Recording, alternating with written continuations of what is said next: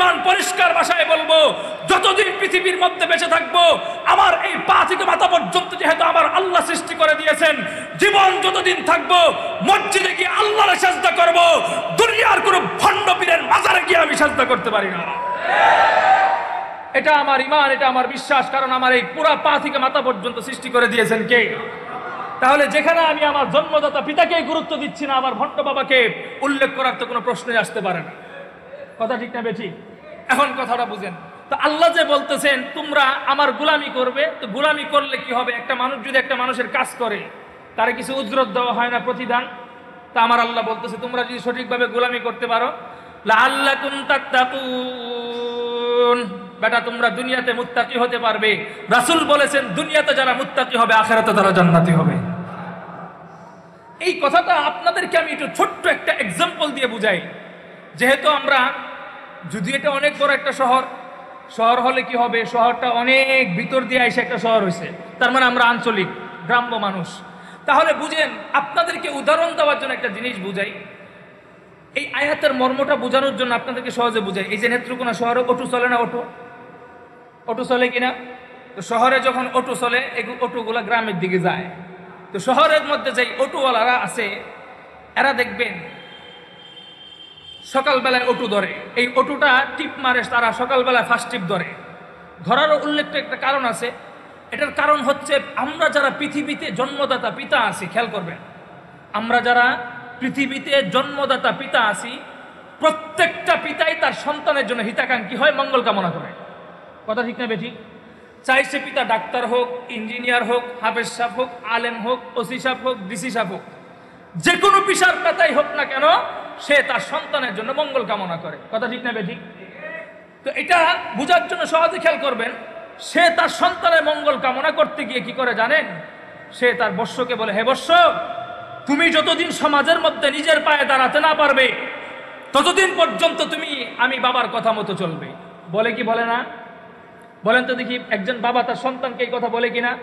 তো বলবার পরে ওই যে এক নাস্তিক বলেছিল যে আমি তোমার গোলামি কেন করতে যাব, এরকম উগ্র সন্তানও আমাদের কিছু আছে, যারা বাবার মুখের উপর প্রশ্ন ছুড়ে দিয়ে বসে, বাবা এই আপডেট জগতের দুনিয়া 2025-26-এর মধ্যে আমরা চলাফেরা করতেছি, স্কুলে যাওয়ার নাম দিয়ে আমরা রাস্তাঘাটে গার্লফ্রেন্ড নিয়ে ঘুরবো, 24 ঘন্টা ফ্রি ফায়ার আর পাবজি খেলবো, হোয়াটসঅ্যাপ আর ইমোতে চ্যাটিং করবো, তোমাদের কথা কেন মানতে যাব?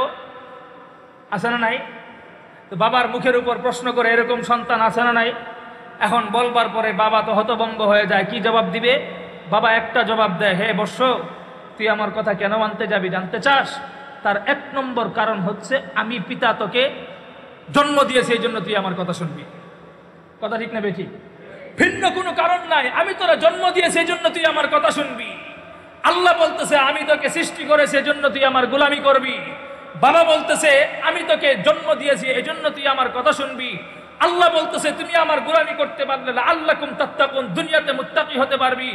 বাবা বলতেছে তুই যদি আমার কথা মেনে চলিস, তাহলে আমার কথা মতো যদি চলতে পারো, মাদ্রাসায় পড়তে পারো, স্কুলে পড়তে পারো, তোমার ব্রেন না থাকতে পারে, তুমি পিছনের বেঞ্চের ছাত্র হতে পারো, কিন্তু বাবার আদর্শ এবং মতাদর্শ নিয়ে চলবার কারণে সমাজে ভালো ছাত্র না হতে পারলেও সমাজের মধ্যে একজন আদর্শবান মানুষ হতে পারবে।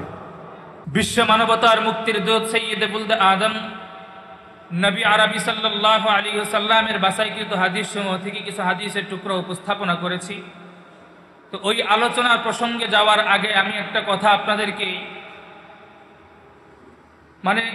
জিনিস বুঝাইতে চাই। মানুষ একটা কথা বলে না, কথার মাঝখানে বাম হাত ঢোকানো, কথার মাঝখানে বাম হাত ঢোকানো। এই বাম হাত ঢোকানোর দ্বারা অনেক সময় উপকারও হয়, অনেক সময় ক্ষতিও হয়। তো যেই কথাটা আমি মাঝখানে বলতে যাব, আমি আশাবাদী এটা আমাদের এই জাতির জন্য কল্যাণ হবে। কোরআন এবং হাদিসের যুক্তিক আলোচনা করার আগে আমি এতটুকু বলতে পারি যে আমরা যে ওয়াজের মঞ্চগুলো করি, আমরা যে গ্রামে গঞ্জে মাহফিলগুলো করি, কিয়ামত পর্যন্ত ধারাবাহিকভাবে আমরা এভাবে ওয়াজ মাহফিলগুলো করতে পারি, স্বাভাবিকভাবেও আমাদের লম্বা পরিসরে কোনো ফায়দা হবে না, ফায়দা থেকে খালিও হবে না। কিন্তু যৌক্তিক কথা হচ্ছে আমাদের এই রাষ্ট্র সংখ্যা গরিষ্ঠ মুসলমানদের এই রাষ্ট্র যদি মুসলমান নিয়ন্ত্রণ না করতে পারে, খোদার কসম খেয়ে বলি এই পৃথিবীর মধ্যে আমরা যত ওয়াজ মাহফিল করি না কেন আমাদের বিশাল কোনো উপকার হবে না।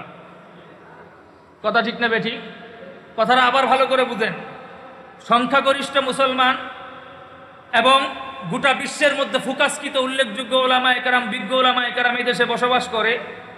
সেই দেশটাকে যদি আমরা মুসলমানদের নিজস্ব শক্তির মাধ্যমে, নিজস্ব ক্যাটাগরির মাধ্যমে যদি আমরা পরিচালনা না করতে পারি, কিয়ামত পর্যন্ত আমাদের গ্রামগঞ্জে ওয়াজ মাহফিল হতে পারে, কিন্তু তলে তলে খবর নিয়ে দেখবেন তারা হয়তো ওয়াজ শুনে আমাদের কণ্ঠের হুঙ্কারের কারণে, তারা হয়তো আলোচনা শুনে আমাদের কণ্ঠের ঝুমকার এবং সুরের কারণে, কিন্তু বিপদগ্রস্ত অবস্থায় আসি আমাদের প্রত্যেকটা গ্রামগঞ্জের মানুষগুলাই অধিকাংশ মাজারের ভক্ত। কথা ঠিক না বেঠিক? অধিকাংশই দেখবেন শিরিকের সাথে তারা জড়িত। কারণ কি? রাষ্ট্রপক্ষ থেকে তাদের ইসলামের সেই পরিমাণ শাসন এবং সুশাসন তারা পাচ্ছে না, যেই কারণে যার যার শক্তি মতে তারা বিভ্রান্ত পথে হাঁটতেছে। এজন্য আমাদের পরিষ্কার একটা লজিক থাকবে, এটা আমার এই সোনার বাংলা যদি আমি নিজস্বভাবে মুসলমানদের ক্ষমতায়নের মাধ্যমে যদি আমরা পরিচালনা না করতে পারি, যুগ যুগ ধরে আমাদের এই ওয়াজ মাহফিল চলবে, কিন্তু মনে রাখবেন এই ওয়াজ মাহফিল গুলাতে 2 দিন পরে আরেক দল এসে গলা টিপা ধরবে। কথা ঠিক না বেঠিক? এই জন্য আমাদের এই রাষ্ট্রগুলাকে সুন্দরভাবে গুছাইতে হবে। আমার আগের আলোচক সুন্দরভাবে বলেছেন যে আপনাদের ভোটগুলো আমানতের সাথে ব্যবহার করা। যদিও ভোট যেটা আছে এটা আমাদের ইসলাম সমর্থন করে না, গা বাঁচানোর জন্য আমরা যেহেতু ব্যবহার করতেছি। গণতন্ত্র আগেও হারাম ছিল, বর্তমানেও হারাম আছে, কিয়ামত পর্যন্ত হারাম থাকবে। এটাকে হালাল বলবার মতো কারো কোনো অধিকার নাই। কিন্তু এই হারাম জগতের মধ্য থেকেও আমাদেরকে বাঁচার জন্য উপায় হচ্ছে এখানে যারা ভালো কাজ করতেছে তাদেরকে সমর্থন করা। কথা ঠিক না বেঠিক? এখন কথাটা বুঝেন। আমি আল্লাহ পাক রব্বুল আলামিনের পবিত্র কালামুল্লাহ শরীফ থেকে যে আয়াতটা তেলাওয়াত করেছি, এখানে আল্লাহ পাক রব্বুল আলামিন দুনিয়ার মানুষদেরকে ডাক দিয়ে বলতেছেন, হে দুনিয়ার মানব সম্প্রদায়, পৃথিবীতে তোমরা যতদিন বেঁচে থাকবে আমি আল্লাহর গোলামি করবে। কার গোলামি করবে? এটা আওয়াজ দিয়ে বলেন, কার গোলামি করবে? আল্লাহ বলতেছেন, ইয়া আইয়ুহান নাস উবুদু রাব্বাকুমুল্লাযী খালাকাকুম। হে দুনিয়ার মানব সম্প্রদায়, পৃথিবীর মধ্যে তোমরা যতদিন জীবিত থাকবে গোলামি করবে কার? তো আল্লাহ আমাকে এই কথাটা বলতে গিয়ে দেখেন মানব জাতি যে উল্লেখ করেছে, তো এই কথাটা উল্লেখ করতে গিয়ে স্বাভাবিকভাবে উল্লেখ করেছেন। এখানে নেত্রকোনার মাওলানা মুহতারাম আব্দুল কাইয়ুম সাহেবের নামও উল্লেখ করেন নাই, আপনাদের জানজাল মাদ্রাসার মুহতামিম সাহেবের নামও উল্লেখ করেন নাই, মিফতাহুল উলুমের যেই পরিচালনাকারী আছে তাদের নামও উল্লেখ করেন নাই, আপনাদের নেত্রকোনা মার্কাজ মসজিদের দায়িত্বশীল যারা আছেন তাদের নামও উল্লেখ করেন নাই, 5 ওয়াক্ত মুসল্লি যারা আছে তাদের নামও উল্লেখ করেন নাই। বরঞ্চ আল্লাহ পাক রব্বুল আলামিন উন্মুক্ত ভাষায় বলে দিয়েছেন, ইয়া আইয়ুহান নাস, হে দুনিয়ার মানব সম্প্রদায়, পৃথিবীর মধ্যে যতদিন বেঁচে থাকবি গোলামি করবি কার? তো আল্লাহর গোলামি করবি। তো বলেন তো দেখি, এই মানুষদের ভিতরে হিন্দু আছে না? বলেন, হিন্দু আছে না? বৌদ্ধ আছে না? খ্রিস্টান আছে না? যারা আল্লাহকে বিশ্বাস করে না তারা আছে না? সবাই তো এই মানুষের ভিতরে আছে। কিন্তু কথা হচ্ছে, একটা প্রশ্ন জাগে, যারা আল্লাহকে বিশ্বাস করে না তাদের পক্ষ থেকে একটা প্রশ্ন আসতে পারে না, জগা আল্লাহ, আমরা তো তোমাকে মানি না, তোমার গোলামি কেন করতে যাব? এই ধরনের একটা বিশৃঙ্খল প্রশ্ন তারা করতে পারে কিনা বলেন? তাহলে এই প্রশ্ন যেন কোনো গাঁজাখোর এই কোরআনের আয়াতের সামনে উন্মোচন করতে না পারে, এই জন্য আমার আল্লাহ এই আয়াতের মধ্যে অগ্রিম জবাব রেখে দিয়েছেন। সুবহানাল্লাহ পড়েন। এই মিয়া, সুবহানাল্লাহর আওয়াজে তো আসতে হয় মিয়া। এখান থেকে সুবহানাল্লাহ পড়তে দেরি হয় রহমতের ফেরেশতা, তোমার জন্য জান্নাতের ভিতরে গাছ লাগাইতে দেরি হয় না। তো কোনো গাঁজাখোর যেন এই প্রশ্ন না করতে পারে, এই জন্য আল্লাহ এই আয়াতের ভিতরে সুন্দরভাবে তার জবাব রেখে দিয়েছেন। আল্লাহ বলতেছেন, হে দুনিয়ার মানব সম্প্রদায়, তোরা পৃথিবীতে আমি আল্লাহর গোলামি কেন করতে চাস জানতে চাস? তার 1 নম্বর কারণ হচ্ছে, এটার মধ্যে ভিন্ন কোনো কারণ নাই, একটা কারণ, ইয়া আইয়ুহান নাস উবুদু রাব্বাকুমুল্লাযী খালাকাকুম। হে দুনিয়ার মানব সম্প্রদায়, তোমরা পৃথিবীতে আমি আল্লাহর গোলামি করবে জন্য, যা আমি আল্লাহ পাক রব্বুল আলামিন তোমাদেরকে সৃষ্টি করেছি। আমার আপনার সৃষ্টিকর্তাকে আওয়াজ দিয়ে আর আস্তে, তোমার পা থেকে মাথা পর্যন্ত সৃষ্টি করে দিয়েছেন কে? যেই জবান আল্লাহ আল্লাহ বলতেছেন সেই জবান তৈরি করে দিয়েছেন কে? নাকি তোমার বাবা? দুনিয়াতে তোমার বাবা তোমাকে শুধুমাত্র প্রসেসিং করে জন্মই দিতে পেরেছে, তোমার শরীরের বাঁকা পশম তৈরি করার মতো তোমার বাবার কোনো যোগ্যতা নাই। কথা ঠিক না বেঠিক? তাহলে আমার শরীরের বাঁকা পশম যেহেতু আমার বাবার তৈরি করার যোগ্যতা নাই, তাহলে আমি তো সেখানে কোরআন হাদিস জানতে চাই না, পরিষ্কার এই কথা বলতে চাই, আমার এই দেহের মধ্যে যেহেতু আমার বাবার কোনো অধিকার নাই, আমার এই দেহের মধ্যে যেহেতু আমার বাবার একটা চুল পশম তৈরি করার কোনো অধিকার নাই, আমি মুসলমান পরিষ্কার ভাষায় বলবো, যতদিন পৃথিবীর মধ্যে বেঁচে থাকবো, আমার এই পা থেকে মাথা পর্যন্ত যেহেতু আমার আল্লাহ সৃষ্টি করে দিয়েছেন, জীবন যতদিন থাকবো মসজিদে গিয়ে আল্লাহর সাজদা করব, দুনিয়ার কোনো ভণ্ড পীরের মাজারে গিয়ে আমি সাজদা করতে পারি না। এটা আমার ঈমান, এটা আমার বিশ্বাস, কারণ আমার এই পুরা পা থেকে মাথা পর্যন্ত সৃষ্টি করে দিয়েছেন কে? তাহলে যেখানে আমি আমার জন্মদাতা পিতাকে গুরুত্ব দিচ্ছি না, আমার ভণ্ড বাবাকে উল্লেখ করার তো কোনো প্রশ্নই আসতে পারে না। কথা ঠিক না বেঠি? এখন কথাটা বুঝেন তো, আল্লাহ যে বলতেছেন তোমরা আমার গোলামি করবে, তো গোলামি করলে কি হবে? একটা মানুষ যদি একটা মানুষের কাজ করে, তার কিছু উজরত দেওয়া হয় না, প্রতিদান? তা আমার আল্লাহ বলতেছে তোমরা যদি সঠিকভাবে গোলামি করতে পারো, লাআল্লাকুম তাত্তাকুন, বেটা তোমরা দুনিয়াতে মুত্তাকি হতে পারবে। রাসূল বলেছেন দুনিয়াতে যারা মুত্তাকি হবে, আখিরাতে তারা জান্নাতি হবে। এই কথাটা আপনাদেরকে আমি একটু ছোট্ট একটা এক্সাম্পল দিয়ে বুঝাই। যেহেতু আমরা, যদি এটা অনেক বড় একটা শহর, শহর হলে কি হবে, শহরটা অনেক ভিতর দিয়ে এসে একটা শহর হয়েছে, তার মানে আমরা আঞ্চলিক গ্রাম্য মানুষ।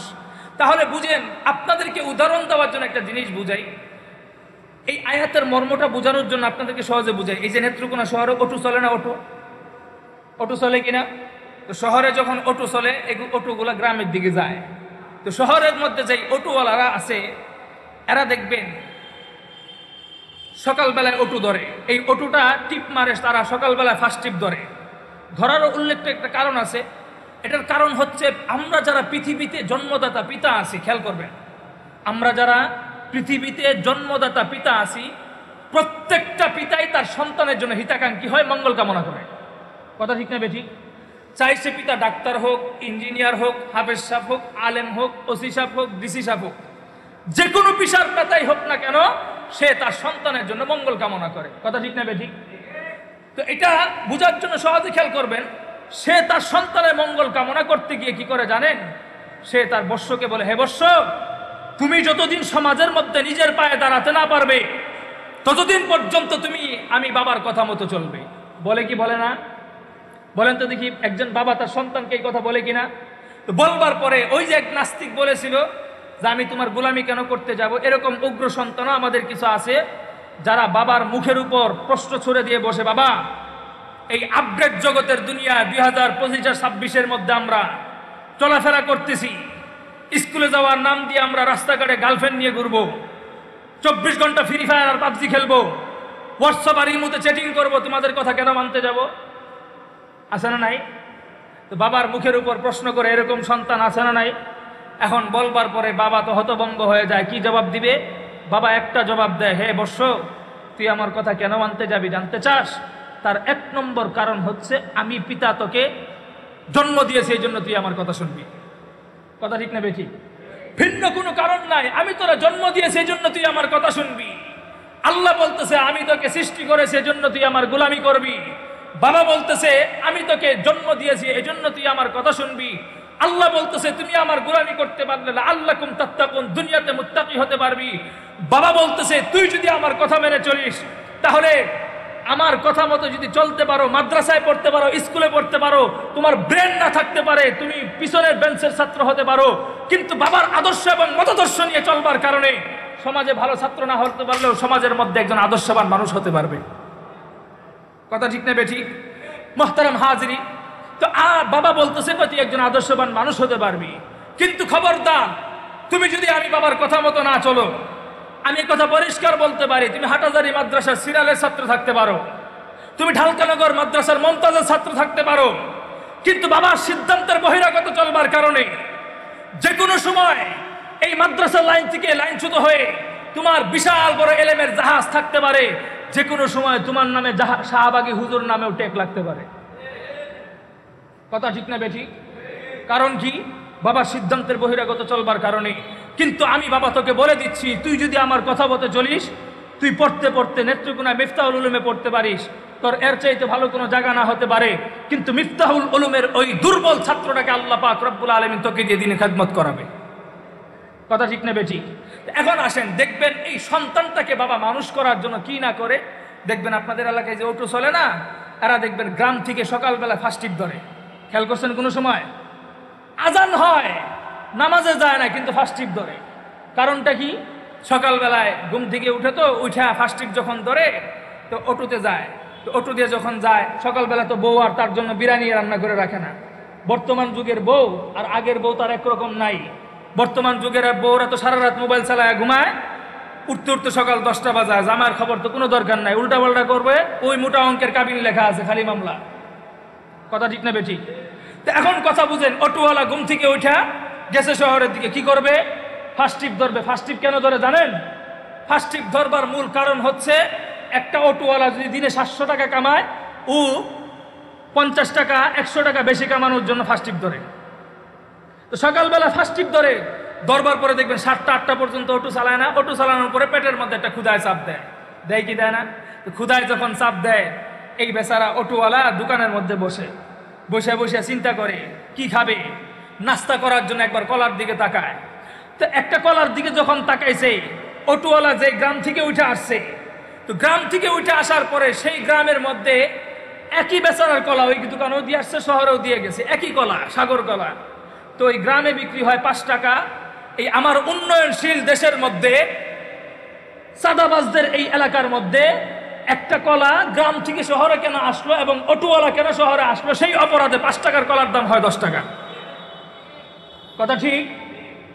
এখন বুঝেন, আপনাদের নেত্রকোনা বাজার থেকে একই বেকারির থেকে রুটি তৈরি হয়েছে, যেই রুটি শহরেও দিছে, এই রুটি আবার গ্রামেও গেছে।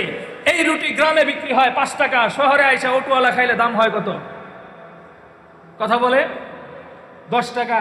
এখন 10 টাকা 10 টাকা করে যদি একটা রুটি খায় আর 2টা কলা খায়, বিল আসবে কত? 30 টাকা। তো অটোওয়ালা তো সকালবেলা ফার্স্ট টিপ দেওয়ার জন্য বের হয়েছে কেন? 20 টাকা 30 টাকা 50 টাকা বেশি ইনকাম করার জন্য। এখন সকালবেলায় যদি সে তার 30 টাকা নষ্ট করে, তাহলে ফার্স্ট টিপ ধরার কোনো মানে আছে? তাহলে ঘুমায় থাকলে ভালো ছিল। এখন চিন্তা করতেছে ক্ষুধাও তো নিবারণ করতে হবে। ক্ষুধা যখন নিবারণ করতে যাবে, বেচারা চিন্তা করতেছে কলা 2টা না খাইলাম, কলা 2টা না খাইলাম, একটা খাই। তো একটা যখন খাবে, দাম ধরতে গেছে, খাওয়ার সময় চিন্তা করতেছে, প্রথমত 2টা কলার দিকে তাকায় রয়েছে। একটা কলা যখন খাবে, খাওয়ার সময় চিন্তা করতেছে এই কলার দাম যদি হয় 10 টাকা, তাহলে পূর্ব কাটলি একটা মাদ্রাসা আছে, ওই পূর্ব কাটলি মাদ্রাসা আমার একটা ছেলে হেসখানায় পড়ে। তো আমার এই ছেলে যখন হেসখানায় পড়ে, ওরা যদি সকালবেলা আমি 20 টাকার নাস্তার খয়রাত না দিতে পারি, আমার এই সন্তান হেসখানায় যাবে না। তার মানে আমি আমার কোনোদিন আমি হাফেজ সাহেবের বাবা হতে পারবো না। বাবার চোখ দিয়ে পানি পড়তে থাকে, আর এই কলা ছিঁড়ার দুঃসাহস করে না। বাবা চিন্তা করলো 2টা থেকে আমি একটা খাই। এখন সর্বশেষ সিদ্ধান্ত নিলে একটা খাবে। আরেকটা যখন খাবে, খাইতে গিয়ে আবার মনে পড়লো আমার একটা ছেলে না স্কুলে পড়ে ডাক্তার হবে। এখন যদি আমি আরেকটা কলা ছিঁড়ি, ওরে জোহরের সময় 100 টাকার বাজেট না দিতে পারলে ও আর স্কুলে যাবে না। তার মানে আমি গরিব রিস্কাওয়ালা কোনোদিন ডাক্তারের বাবাও হতে পারবো না, হাফেজ সাহেবের বাবাও হতে পারবো না। এই গরিব দুঃখী বাবা, সে তার কষ্ট সহ্য করতে না পেরে 2 চোখ দিয়ে পানি টলমল টলমল করে পড়তে থাকে। এই গরমের মধ্যে সিদ্ধান্ত নেয়, আমি আর এই রুটি কলা দিয়ে খাবো না।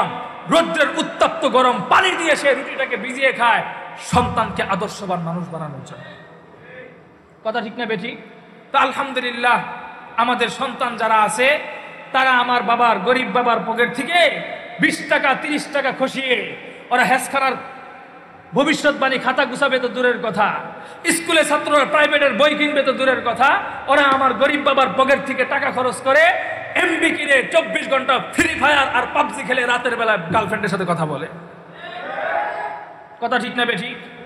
মুহতারাম হাজিরিন, কিন্তু আমার বাবা বলে দিয়েছেন, তুই যদি আমার সিদ্ধান্তে চলতে পারিস, তাহলে সমাজের মধ্যে একজন ভালো মানুষ হতে পারবি।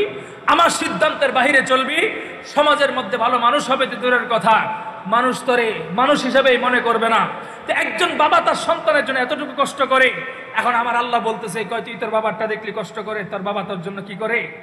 অথচ আমি আল্লাহ পাক রব্বুল আলামিন, তুমি জন্মগ্রহণ করবার পূর্ব মুহূর্তেই তোমার জন্য সমস্ত রিজিকের ব্যবস্থা করে দিয়েছি। আমি আল্লাহ, তুমি জন্মগ্রহণ করবার পূর্ব মুহূর্তে তুমি কোন জায়গায় থাকবে, তুমি কোন জায়গায় খাবে, কোন জায়গায় বসবাস করবে, তোমার কোন জায়গায় মৃত্যুবরণ হবে, সমস্ত কিছু আমার আল্লাহ বলতেছে, কয় তোর আরামের জন্য আমি তোমাকে সব কিছু আগের থেকে সেটেল করে দিয়েছে। এটা যাদের বিশ্বাস না হয় আমি আপনাদেরকে উদাহরণ দিয়ে বুঝাই। বলুন তো দেখি, একটা মানুষ বড় হইতে গেলে এমনি এমনি বড় হয়ে যায় নাকি তার জন্য খাবারের ব্যবস্থা লাগে? খাবারের ব্যবস্থা লাগে। দেখবেন আমি আর আপনি যখন দুনিয়াতে আগমন করব, আগমন করবার পূর্ব মুহূর্তে মায়ের পেটের মধ্যে 9 মাস 12 মাস ছিলাম কি ছিলাম না? তো 9 থেকে 12 মাস যখন আমি ছিলাম মায়ের পেটের মধ্যে, বলুন তো দেখি আমি আর আপনি সেখানে কি আঙ্গুল ফুলে কলা গাছ হয়ে গেছিলাম নাকি সেখানে খাবারের প্রয়োজন হয়েছিল? খাবারের প্রয়োজন হয়েছিল কিনা? তো খাবারের যখন প্রয়োজন হয়েছিল, দুনিয়ার কোনো ডাক্তার কোনো ইঞ্জিনিয়ার তোমার মায়ের পেটের মধ্যে খাবার পৌঁছাতে পারে নাই। আমার আল্লাহ তোমাকে ভালোবেসে মহব্বত করে তোমাকে দুনিয়াতে সুখে শান্তিতে থাকবার জন্য তোমার মায়ের পেটের রক্তস্রাবণের মাধ্যমে সেখানে 8 থেকে 9 মাস পর্যন্ত লালিত পালিত করেছে। এরপর যখন তুমি সেখানে বড় হয়ে গেলা, দুনিয়ার মধ্যে যখন আগমন করলা, আগমন করবার পরে আমার আল্লাহ কি সুন্দর সিস্টেমে দুনিয়াতে তোমাকে পাঠিয়েছে। তুমি যখন দুনিয়ার মধ্যে আগমন করেছিলে, আগমন করবার সাথে সাথে একটা চিৎকার করেছিলে। যেই চিৎকারের আওয়াজ শুনে তোমার ফুফু, তোমার দাদা, তোমার নানা, তোমার খালারা হাসাহাসি করেছিল। তোমার ফুফু তোমার খালা তারা হাসাহাসি করেছিল, কিন্তু তোমার ওই কান্নার পিছনে মানুষ হাসাহাসি করার কোনো কারণ ছিল না। তোমার ওই চিৎকার এবং কান্নার পিছনে ছিল তোমার পেটের মধ্যে ক্ষুধার চাপ ছিল। দুনিয়ার কোনো মানুষ বুঝতে না পারলেও যেই রব তোমাকে দুনিয়াতে পাঠিয়েছেন তিনি বুঝেছেন যে নেত্রকোনার এই আব্দুল্লাহ আল মারুফ সে এখন মানুষকে হাসানোর জন্য আসে না, তার পেটে ক্ষুধা চাপ আছে, খাওয়ার চাপ আছে। তার পেট নিবারণ করার জন্য আমার আল্লাহ পাক রব্বুল আলামিন তার পেটের এই চাহিদা পূরণ করার জন্য ইমার্জেন্সি তার মায়ের বুকের মধ্যে দুধের ব্যবস্থা করে দিয়েছে। তুমি যখন চিৎকার করেছিলে তোমার খাবার নিবারণ করলো। নিবারণ করবার পরে দেখবেন এই বাচ্চাটা আস্তে আস্তে 5 মাস 6 মাস যায়, 8 মাস যায়, 9 মাস যায়, দেখবেন আস্তে আস্তে হাত বড় হয় না? কখনো বাবার প্লেট থেকে মায়ের প্লেটের মধ্যে হাত দেয়, কখনো মায়ের প্লেট থেকে বাবার প্লেটে হাত দেয়। কি বুঝাইতে চায়? বাচ্চা এটা এখন আর দুধ খাইতে চায় না, ও এখন কি খাবে? ভাত খাবে, ফল খাবে, আম খাবে। এখন ওর এই আমের চাহিদা এবং ভাতের চাহিদা নিবারণ করবার জন্য আমার আল্লাহ পাক রব্বুল আলামিন গোটা বাংলাদেশের মধ্যে সোনালী ধানের ব্যবস্থা করে দিয়েছে। মুহতারাম হাজিরিন, মুহতারাম হাজিরিন, এই আলোচনা যেটা শুরু করেছি ফিনিশিং করার মতো না, এখন শুধু এতটুকু বলি, 2 মিনিট টাইম আছে। তো আমার আল্লাহ পাক রব্বুল আলামিন তোমাকে আমাকে খাবারের ব্যবস্থা করে দিয়েছে ধানের মাধ্যমে। এখন মানুষ হয়তো প্রশ্ন করতে পারে, হুজুর ধান ক্ষেত তো আমরাই লাগাই, ধান ক্ষেত আমরাই তৈরি করি। আপনারা এটা প্রশ্ন করতে পারেন, হ্যাঁ আমরা বিশ্বাস করি ধান ক্ষেত আপনারাই লাগান, কিন্তু এই কথা কি বিশ্বাস করেন যে আপনারা ধান ক্ষেত লাগান ঠিক, কিন্তু আমরা দুনিয়াতে বসবাস করবার পরে যেই পরিমাণ অপরাধ আমরা করি, আমরা দুনিয়াতে বসবাস করবার পরে গরিব দুঃখী মানুষদের উপর যেভাবে অত্যাচার করি, আমি আর তুমি যখন রাতের বেলায় অন্ধকারে যেই পরিমাণ গুনাহ করি, আমার আল্লাহ যদি এই গুনার দিকে তাকিয়ে গোটা বাংলাদেশের সমস্ত ধানগুলোকে যদি একদিনের বৃষ্টির বজ্রঘাতের মাধ্যমে চিটা বানায় দেয়, দুনিয়ার কোনো বাপের বেটার ক্ষমতা আছে সেই চিটাওয়ালা ধানগুলোকে চাউলে রূপান্তরিত করবে? বলেন, কারো কোনো ক্ষমতা নাই। কিন্তু আমার আল্লাহ তোমাকে দয়া করে মহব্বত করে ধানের এই রিজিকগুলো প্রশস্ত করে দিয়েছে।